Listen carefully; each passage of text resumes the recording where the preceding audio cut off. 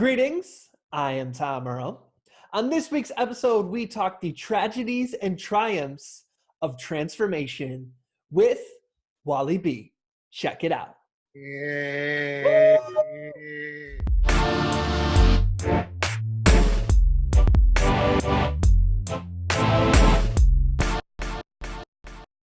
Greetings, Tom Earl here. Just before we jump into this epic interview with Wally B, I want to share a quick apology. There was a glitch in the recording. And so normally what would happen is when I talk, you'd see me just like this, and then when Wally talks, you see him.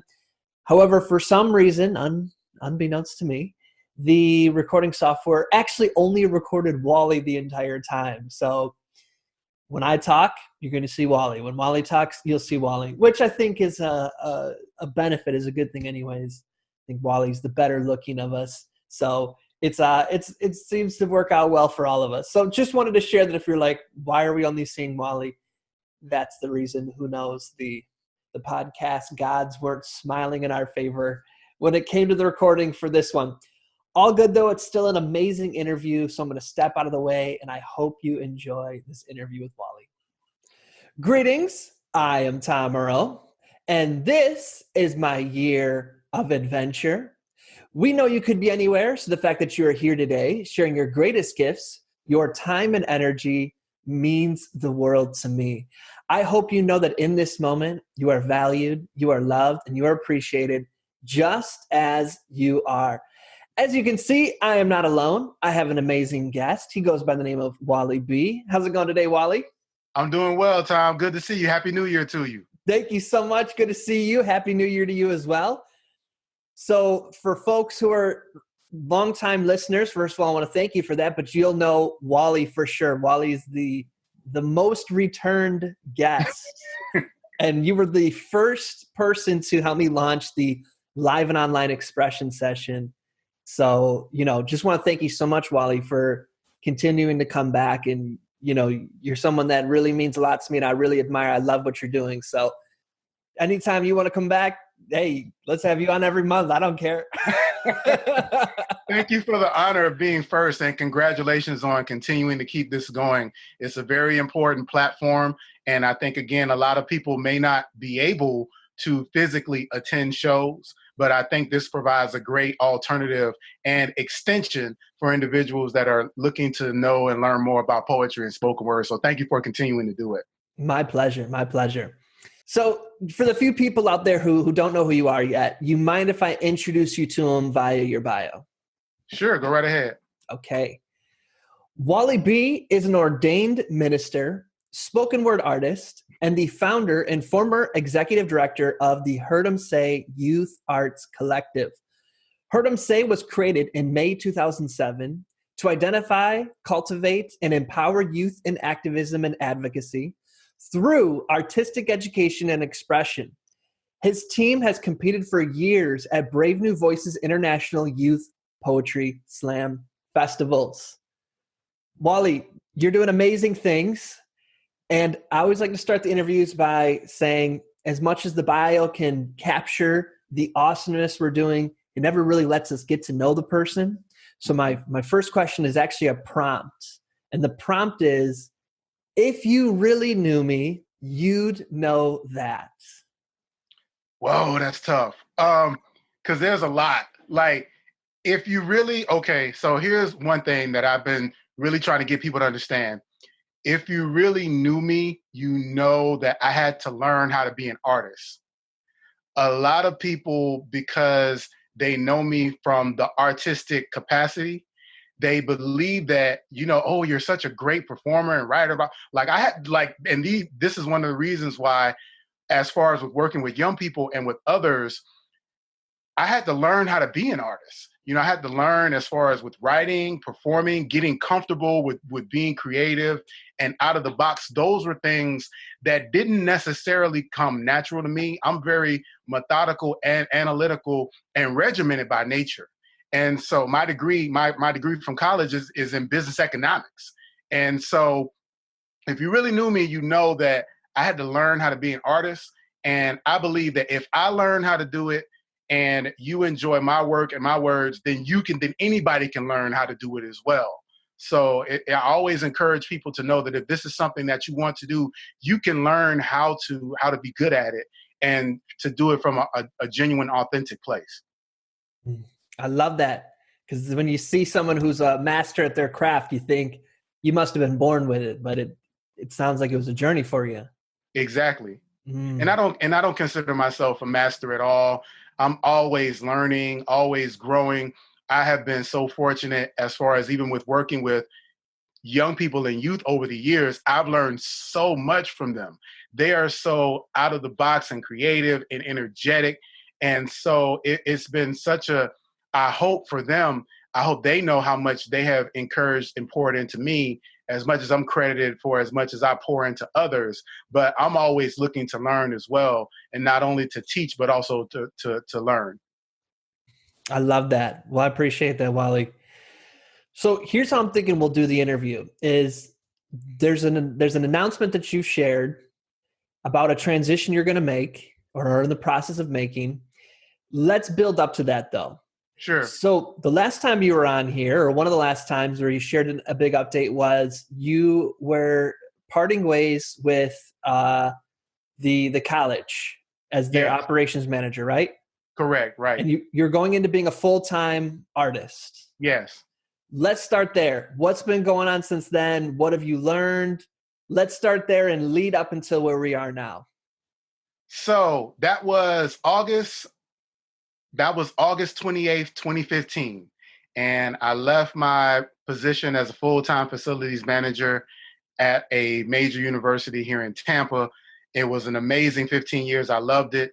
However, I felt this beckoning and this calling into pursuing the art, as far as not only with performing, but also with teaching as well. And so left there in August 28th, 2015, and really didn't know what it was going to look like. I had an idea. I thought that there would be this plethora of opportunities to like go and perform and to teach and to do workshops and things of that nature. And so, to be honest, it didn't turn out the way that I thought it would. All of the opportunities that I thought would be there, they weren't necessarily there on a full-time basis like I thought they would be. Not enough to really sustain me. And also, too, I learned a lot about myself as it relates to the work that it takes to really be a full-time artist. As I mentioned, I'm not an artist by nature. So the idea of being an artist and really almost feeling like you're flying by the seat of your pants and you're kind of over here and you're there and you're kind of waiting on things.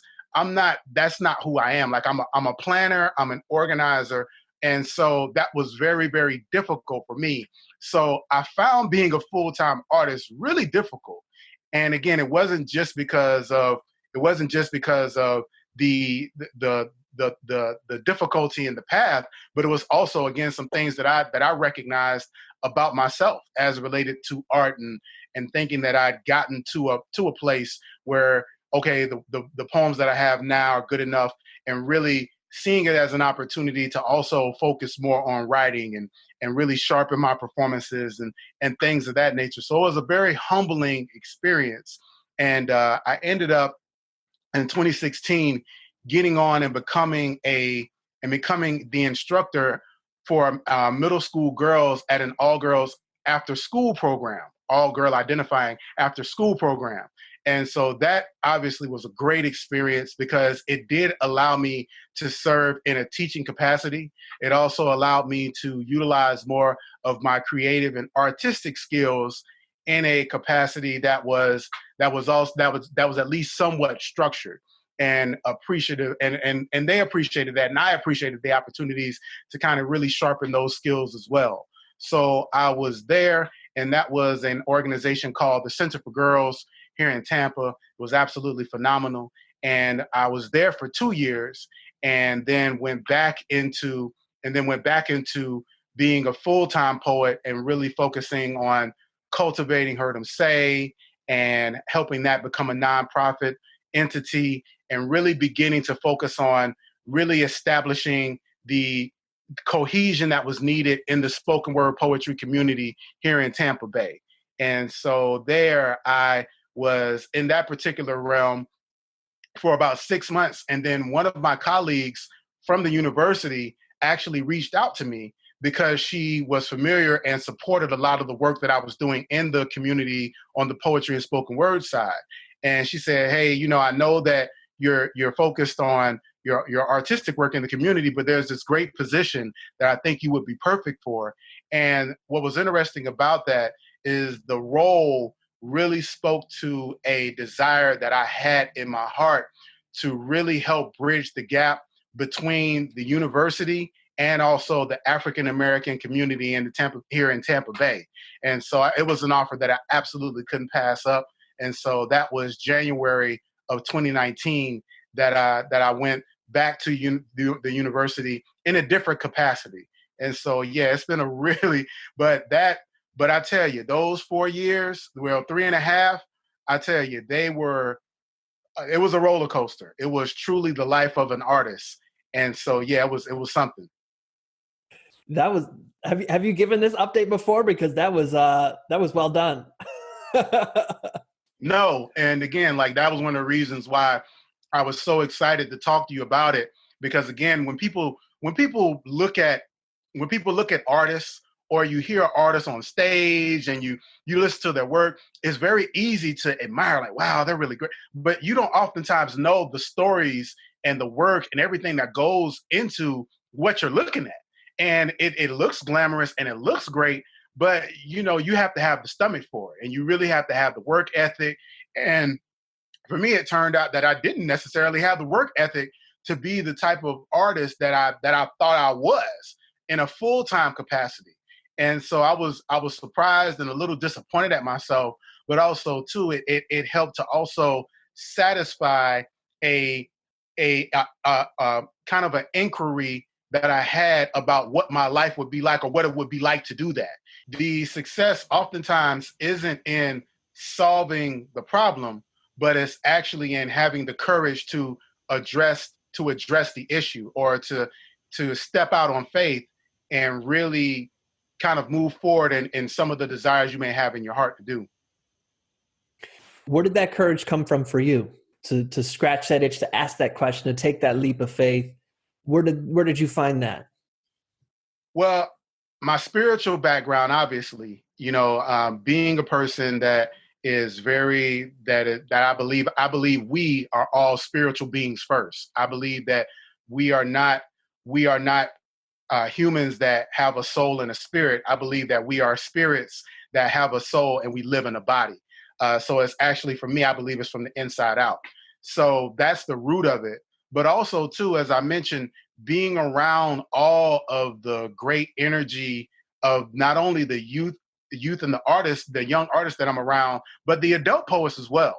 And the feedback from workshops and performances, and being able to travel the little bit that I did before I became a full-time artist, it really gave me kind of this thirst for what would it be like for me what would it be like to live this art and live this way kind of full time. And I got the chance to taste that. And so it was great to have the chance to do it. And it was also good to see that, no, this isn't necessarily the way that would be agreeable for me to do it. And I always had respect for other artists who were full-time artists that did it as well. But it actually helped to even ramp up that level of respect for a lot of the artists and poets that I knew coming up, who before there was a sustainable income in doing college circuits, before there was deaf poetry and all of these kind of television and media outlets for you to get your work out and to be known, and the various ones online as well. These were people that quit their jobs, they printed up books and CDs and actually just went out and depended on the philanthropy and the philanthropy of people allowing them into their homes, the word of mouth and the faith of poetry hosts and venues, some of them that actually fell through. And that took courage and faith. That takes a different level of commitment that again that I have an even greater appreciation for. And I think that others that are able to actually make a good sustainable living off of poetry now should also tip their hat to those individuals as well. So I think for the majority of artists, it's not in the cards right now to be a full-time artist. And so sometimes people get down on themselves about that, where they have a full-time job and then they're also doing artistry and performance on the side. And it sounds like that's where you found, is that where you started to find your relationship with arts? Or do you mind speaking to maybe people in that demographic who might be struggling with that? Any words of encouragement or like peace you found in what it means to be an artist to you? Yeah, absolutely. And so I used to be one of those individuals. And this was during a time where, again, a lot of people that I knew who were great, they were leaving their day jobs and they were going into being artists full time. And so being a poet who had a pretty good level as far as a performance artist, I didn't at the time. I was kind of by certain individuals looked down upon because I had a day job. And it was because I saw how they were living. And I was like, I don't want that. I've got a wife, I've got a family, I have responsibilities and things and people that are depending on me. And so, I knew that wasn't what I necessarily wanted to do. It wasn't until, again, as I saw other opportunities in getting involved with poetry and spoken word as related to doing workshops and teaching and writing and submitting poems via literary journals and being published. And there's a myriad of different ways. And really, for those artists that are out there that may be struggling with, well, where is my place? I think the challenge is, first of all, not allowing yourself to become distracted by somebody else's path and what somebody else is doing and what may work well for them, or something that may not be working for them, but they have a great way of masking it to make it look like it's working for them. So I think it's important for us as individuals, not just as artists, as people, but to be very sensitive to what our individual path is and to honor that and to know that you're going to go through various seasons and you may enter a time where you get the opportunity to be a full-time poet. And again, for me, it was very valuable because it allowed me to see and know and kind of taste a little bit almost as a buffet. Like, I like that. I don't like that. I want to do this. I don't want to do that. Not being afraid of that, and so just really continuing to work and grow in your art, but also continue to grow as a person and to be honest with yourself. Like, don't be afraid to be honest about the things that you like, the things you don't like, the things that you may be challenged at, the things that you're strong and the things that you do well. And those things will really be effective in guiding you in the path of what your individual purpose and destiny looks like. And again, that's pertinent, whether it be your own personal, professional, or whether it be your artistic goals as well. I love that. Thank you, Wally, I know a lot of people are probably resonating with that. So thank you for that. So while this is all going on throughout 2016, 17, 18, 19, what was going on with Her Tumse? So Her Tumse was growing tremendously from the standpoint of it started in 2007, as you mentioned. We're now a nonprofit organization, and it went from a teen open mic to now we have Saturday afternoon workshops. As you mentioned, every summer we take a group of teens to an international poetry festival called Brave New Voices. This year was actually our 10th year of participating in Brave New Voices. So we're very, very proud of that. Just the consistency of being able to not only get an invite, but also to be able to take a group of young people, because it takes a lot. Like, it takes a whole lot financially. It takes a whole lot logistically. It's very cumbersome to do that. So just the idea of getting the invite and being able to represent and to take young people to the festival for 10 years in a row is a great accomplishment, while also writing and receiving grants from organizations. And so, again, we're a 501c3 now. And so a lot of great things to be proud of from an organizational standpoint. But for me, and again, this goes back to being honest with yourself. When I started doing Her Tumse, I never necessarily envisioned for it to be a nonprofit organization. Like I didn't go into it saying, hey, I wanted to be this great big youth collective and, to do all these different things and go to Brave New Voices and do workshops. Those are things that actually evolved with hearing what young people wanted and them saying and coming to us saying, hey, there's this cool thing called B&B. Can we do that? And really beginning to figure out how to structure our organization to best meet their needs. The reason why Her Tumse was started was because there was a need for young people to have a safe space and a community and artistic platform to share and express themselves, or to hear other young people express themselves. So that was my initial rationale for starting it. And so everything that it's grown into, I really worked hard to try to grow into this whole executive director role. But to be honest, it began to feel a lot like my day job. And what I always appreciated about not only Her Tumse, but what I appreciated about poetry and spoken word is that it was an escape from that. It fed a side of me that I was proud to keep kind of separate from what I was doing on the job from 8 to 5 every day. It was something that I really looked forward to.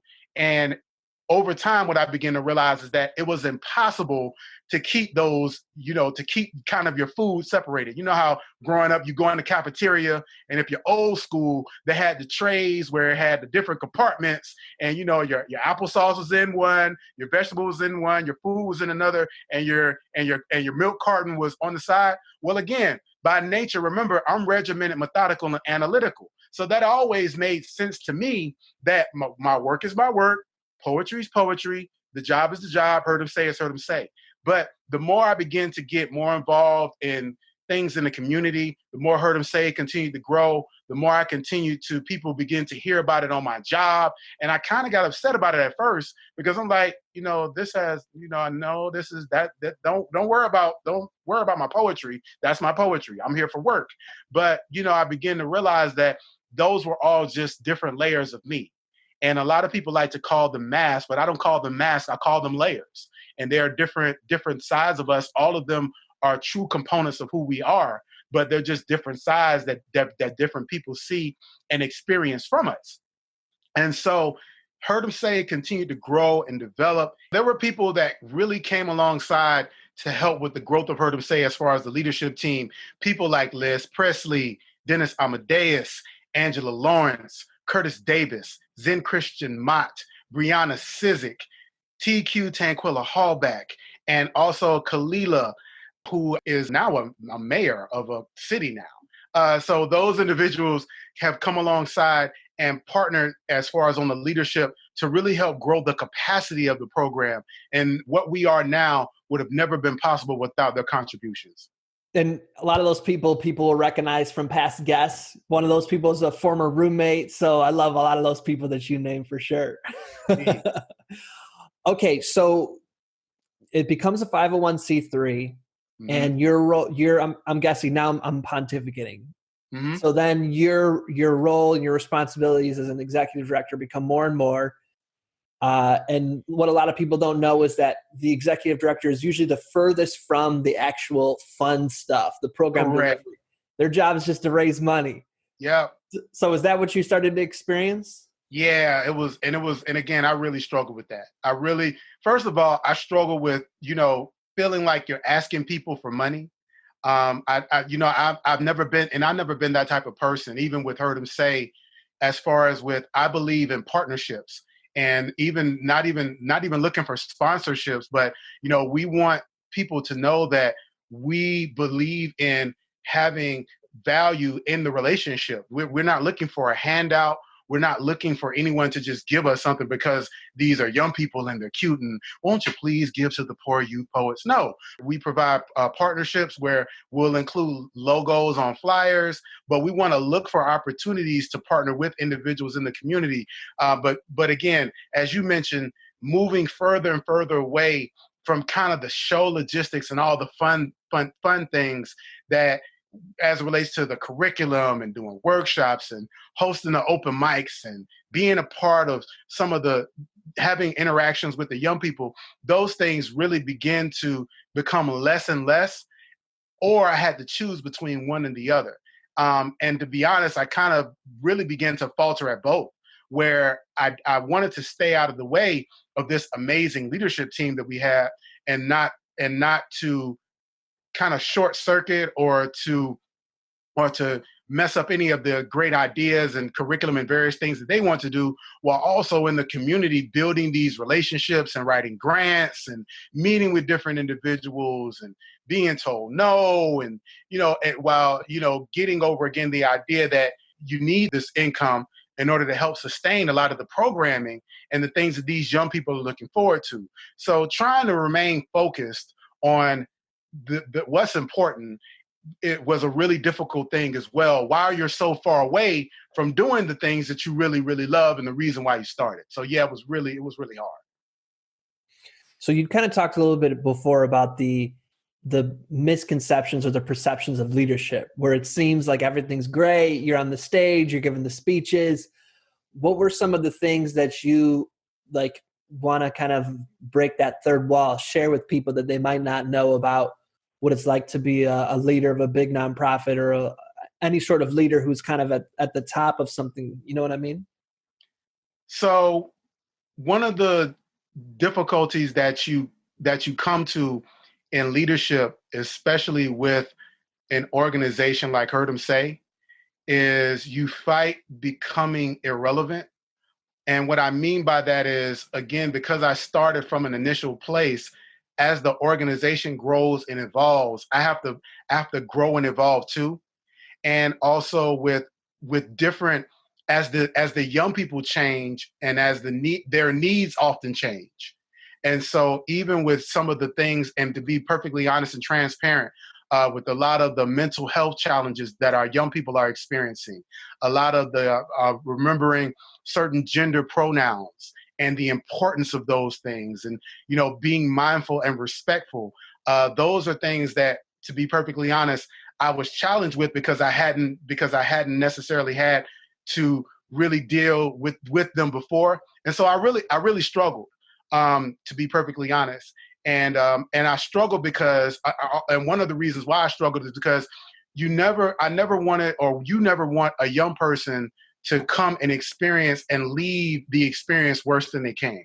That was one of the things that was very important, is that when a young person comes to Her Tumse, whether it's one show, whether they are trying out for the slam team, whether it's a workshop, whatever reason or way they come and however long they're there, we always want them to walk away saying, man, I really enjoy Her Tumse. I'm better because I was a part of that.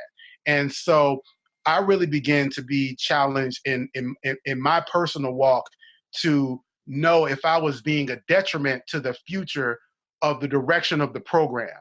If, in the capacity of the executive director, if I was hindering the growth that needed to happen, and also, again, being a stumbling block to the leadership, who are obviously, in my eyes, and obviously with the young people, who were more than well equipped to really take the organization forward to where it needed to be, to best meet the needs of the young people. So I really, really struggled with that.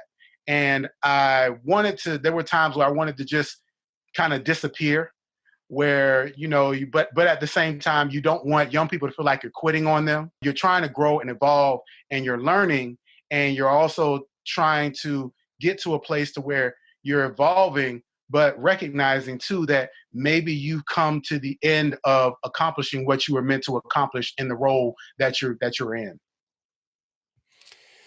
So you're at a place where you're starting to think this.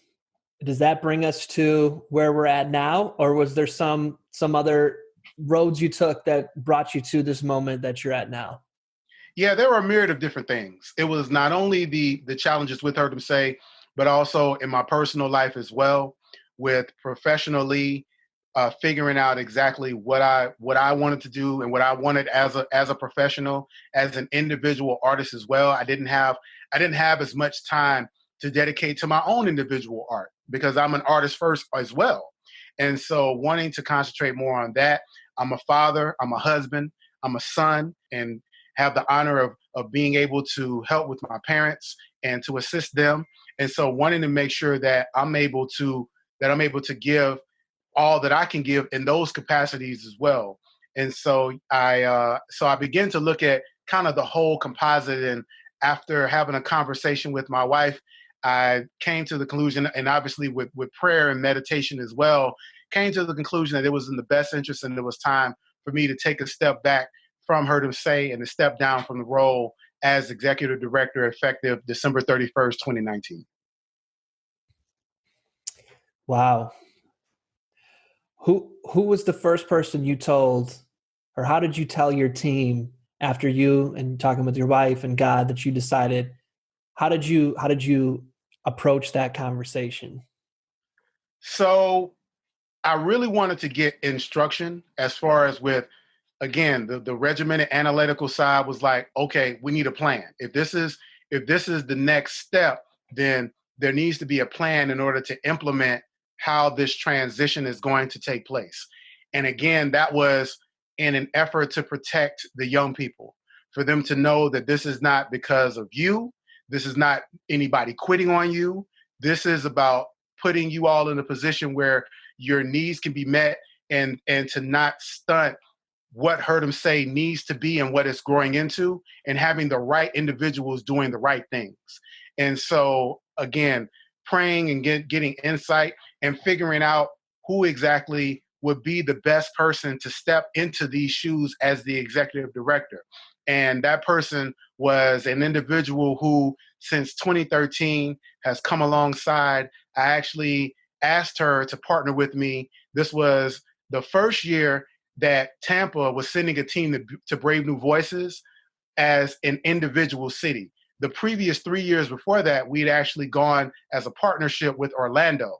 But this was the first year that we were going to Brave New Voices as just a complete Tampa team.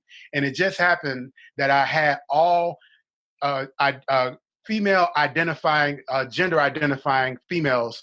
And so I wanted to have an individual who identified themselves as the like. And so this individual came alongside and had been a great partner for us. And not only in that experience, but all throughout the years, even up until this point, and has experience not only with having a degree in fine art in creative writing, but also working with nonprofits as well in a full-time capacity, and knew what it would take to build Her Tumse into an artistic youth collective organization. And so it was Liz Priestley who I asked to serve as the executive director, and she graciously accepted. Hey, Me. that's my former roommate and my former teammate. My teammate too. There you go. My teammate first. Hey, you got me on that one. Oh, that is amazing. Wow. So what were those conversations like, if you don't mind sharing, that you had with God? Because I'm sure that it was a tough decision to make. I think maybe even a lot of people might have ignored it. And in the end, they might have fallen apart, and so might have the organization. So, that was a decision you made that sounded like it took a lot of reflection, a lot of grace, but also a lot of knowledge of self. Yeah. So do you mind sharing what some of those, if you're willing to, the conversations with God sounded like? Yeah, it was really hard. It was, and what was difficult wasn't necessarily what needed to be done, but why. And, because with everything that I have done, not only with Her Tumse, but just with art in general, I just want to help people. And if I'm a deterrent, then I will gladly move. If there's somebody that can do it better, I will gladly step aside. If there's somebody that is stronger, more intelligent, somebody that has a better heart that can do it better than I can, absolutely. Because it's not about me doing it; it's about it being done and being done right. And so that wasn't the issue at all. The issue really was why, and the whole idea of why is this happening? And one of the answers that I got was that I had fulfilled my obligation and my role. And that did provide a semblance of peace from the standpoint that I didn't, again, want young people to feel like I was quitting or giving up on them. Because, again, a lot of young people already have that experience of feeling like adults have given up on them, feeling like adults don't believe in them, feeling like adults think they're too difficult or they're too hard. And I didn't want them to feel that way. The other side of it, too, was also making sure that it was that again that it was something that it was being done for the right reasons, on my side as well, and making sure that as I'm stepping away that I'm doing it, not because they are, again, it's too difficult, but because it's the right thing to do. One of the toughest parts of that was feeling like I hadn't accomplished everything that I wanted to accomplish. I didn't heard him say, we heard him say hadn't accomplished what I thought like it should have accomplished under my watch. And again, that's where, again, moving into that moving from selfless to selfish. And, there's kind of that vacillation between the two, and recognizing that, okay, that's okay for you to feel that way, but know that that is a quality that is more selfish than selfless. And so moving back to, again, selflessness means that if this is about the young people, and if this is about you accomplishing what you were supposed to accomplish as opposed to what you wanted to accomplish, then reconciling that I have to be okay with what was done, and knowing that what was done was purposeful. What was done was intentional. What was done was exactly what needed to be done. And this stopping place was ordained and meant to happen. That's powerful. I appreciate you sharing that insight with us. What is there any questions or concerns that you've seen people have from the announcement that you want to address, give clarity around, reassure, anything like that? Well, Liz and I actually shared the same kind of shock, that people didn't have like more concern about it. Like it was when the announcement was made, there was kind of like this stunned kind of, really? And then it was like, okay. But what was interesting, because I made the announcement, so I talked about the plan. So the plan was, I shared this with my wife. Obviously, she was the first person that I talked to about it. And then I shared it with Liz at the beginning of 2019. Now, our slam season runs from January all the way until the end of July. So we definitely didn't want it. We didn't want it to be a distraction throughout the slam season.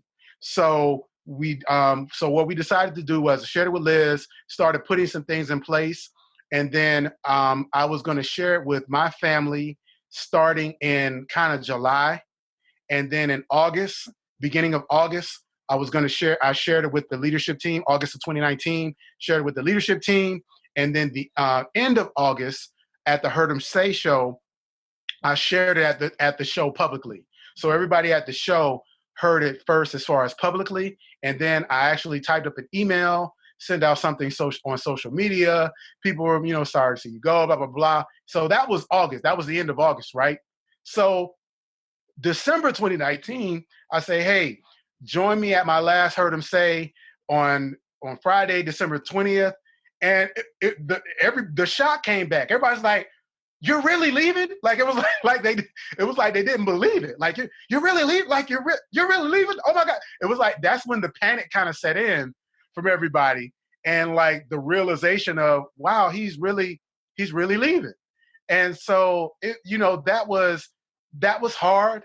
And I would have good days and bad days periodically, like, because again, I knew what needed to be done, but it was, what is my life going to be like not in this role and not in this capacity? When you build a life, and especially when you uncover like tools and parts of yourself that you didn't know that you had, and you have an appreciation for it, and to be perfectly honest, like you get a name, people know you, they like your work. It's like who am I gonna be if once I step away from that? And so like the grieving of that was sometimes really, really tough. And again, I would have good days and bad days where I would be really upset because again, going back to being selfish, where it's like, I don't want to let this go. I didn't accomplish everything that I wanted to accomplish. I'm somebody here.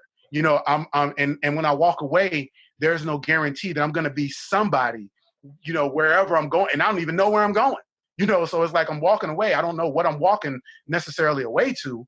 And I don't know when I get there if I'm going to necessarily be somebody. And so, yeah, it was really challenging. And, but the community has handled it well. I want to thank everyone too for the way that the Her Tumse community and the alumni have embraced the new leadership, the way that they have encouraged and said, hey, let Liz know that we've got her back. Let her know that we've got support and how she's going to lead. That's been very, very encouraging because again, this is not about me. This is about the amazing work and supporting these young people and making sure that they know that they have a support system that is going to have their back regardless of who's sitting in that executive director position. That's powerful. I appreciate you sharing that with us, Wally. And, I've been trying to talk as little as possible so we get as much Wally time. But I do just want to say that you're someone that really means a lot, not only to me, but to so many people. And it's really because of all that you give very selflessly, the self-reflection, the humility, but also the confidence and the spirituality. It really, really means a lot. And the fact that there's so many CEOs that just run their ship into the ground because they're not in conversations with God. They're not willing to transition to see what's next. And as somebody who owns a company, I can just only relate or empathize with having that decision that I'm going to create a succession plan and hand this over. I have so much respect and appreciation for you, Wally, and for all that you did. I just want to thank you so much on behalf of myself and everybody else who's yelling it through their phone right now while they're listening to this. Yeah, and bless you for that, and thank you. And it's been an honor, man. I tell you, I didn't envision all of this, and I've been so humbled and blessed and honored to serve as a steward, to be trusted. And I tell students all the time that for people to trust you, especially like parents with their children, especially in the day and age that we live in, where you have to be very careful who you allow access to your children, who you allow them to spend time with, who you allow to speak into their lives. Like, I've never taken that for granted. I've always been mindful and appreciative of that. And also too, like, one of the things that I was really excited about, like, I was excited for Liz. Like, I was excited for Curtis. I was excited for Zen. I was excited for Brianna. I'm always excited when individuals can step into these leadership roles, when they can step into these capacities where they can actually lead and, birth out these creative ideas. Again, like, this is not about what's best for me. This is about what's best for the organization. And so, moving it to the next level and growing. And, I think this is going to be something that is going to really, pay dividends for the community. And not just the community here in Tampa, but for the greater spoken word community in this nation, where, again, we have to really empower our young people and prepare them for these leadership roles. Not, as we have seen oftentimes with government, and as you mentioned with business, where people get in these positions and they have a grip on it and they don't want to let it go, again, because they're afraid of becoming irrelevant. They're afraid of being forgotten. And yeah, that's an absolute real fear. But at the same time, if the emphasis is on doing what's best for young people and doing what's best for the organization and for the greater good, then it's coming up with a plan of succession. It's empowering the individuals that are going to be in those positions, and it's encouraging them to know that you can do this and you have something that's going to help carry it to the next level. So I'm honored to be a part of it all. Well said, Wally. Well said.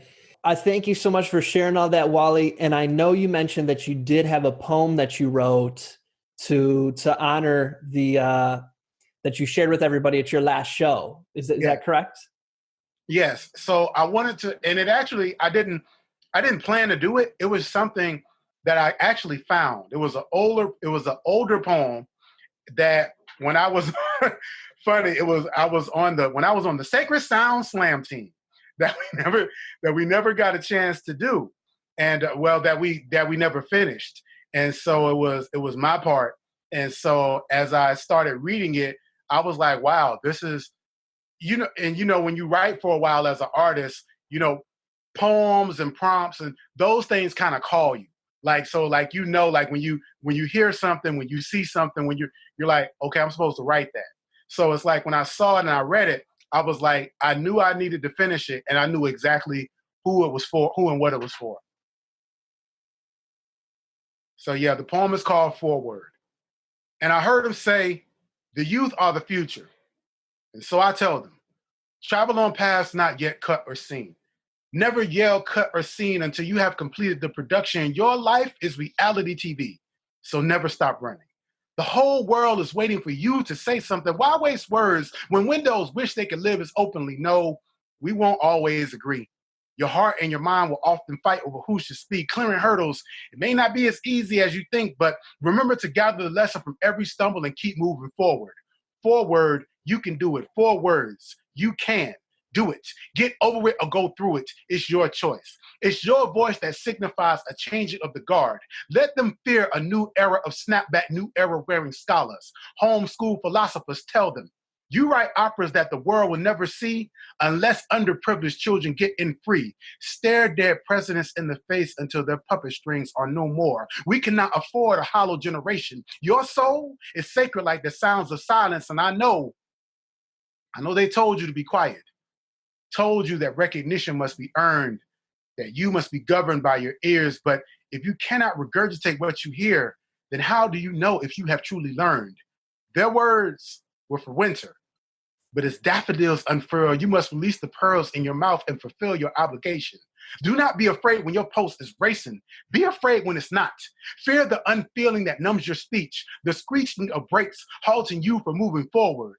Forward, you speak and win. 4 words, you speak, you win. How this ends was decided when you parted your lips, spoke your piece, and stood in your truth as proof of the image you were created in. You are a god with a pen, a wordsmith, a journalist just scratching the surface of a preordained destiny. But what will be your legacy? When the sunlight casts its rays on your final days, what lines will stand the test of time? What words will build bridges and burn indelible images into the infinite? So I tell them, travel on paths not yet cut or seen. Never yell cut or seen until you get everything you came for. You are the dopest metaphor ever written. And some people will never get it. And it's okay. Everything isn't for everyone. But the most important audience you will face is the one that you wear every day. This is your world. And it's waiting to hear what you have to say. Yes. Thank you so much for that, Wally, and all the poetry that you've written and you continue to write, and the young people you'll continue to inspire, and us adults too. Thank you so much for all that you do, Wally.